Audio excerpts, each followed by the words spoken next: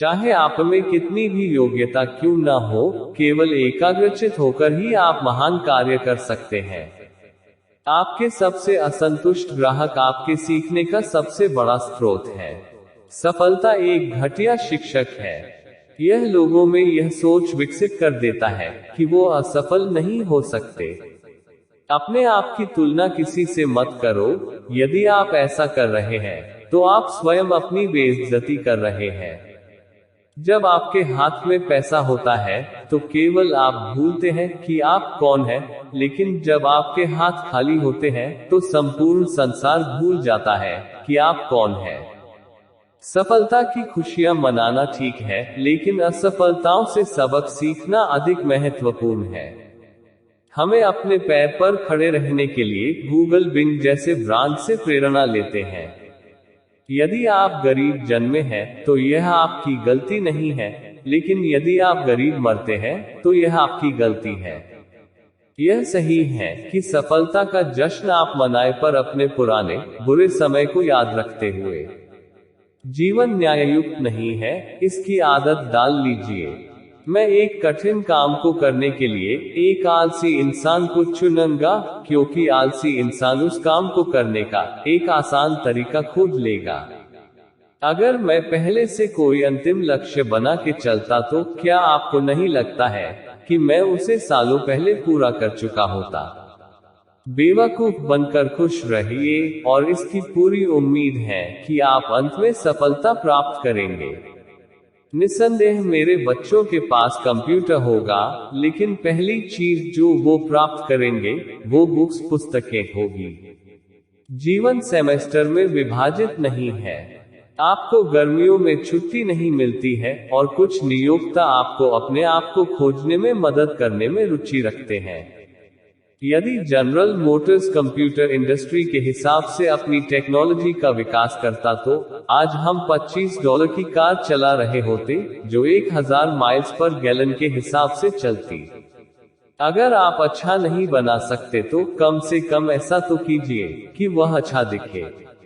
अगर हम अगली सदी की तरफ देखें तो लीडर वो होंगे जो दूसरों को सशक्त बना सके।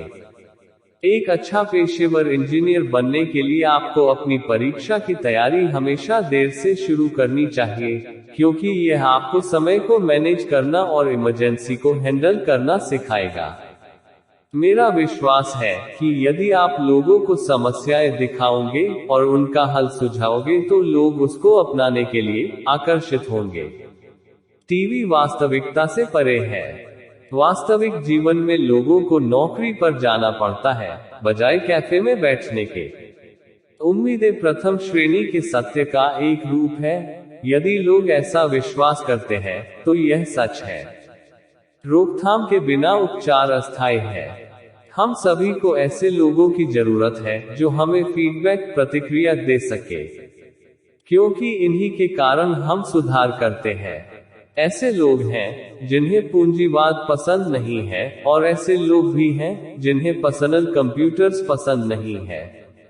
पर ऐसा कोई भी नहीं है जिसे पीसी पसंद हो और वो माइक्रोसॉफ्ट को पसंद ना करता हो।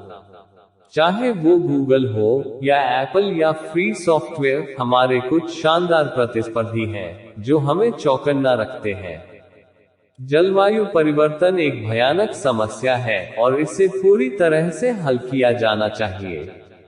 यह एक बड़ी प्राथमिकता होनी चाहिए। अक्सर आपको अपने अंतर्ज्ञान पर ही भरोसा करना होगा।